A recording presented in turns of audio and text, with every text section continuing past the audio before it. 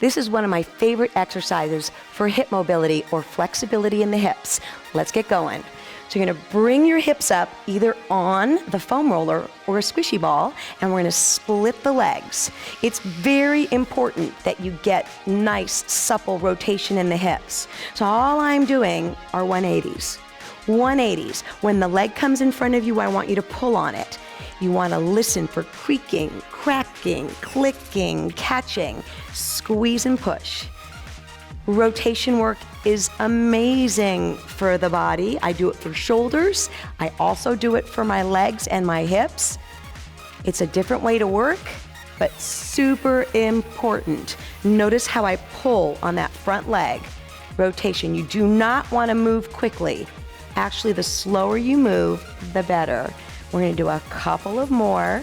Squeeze and separate, especially in the middle. Make sure they're going all the way around. I'm going to tuck it in. 1 minute.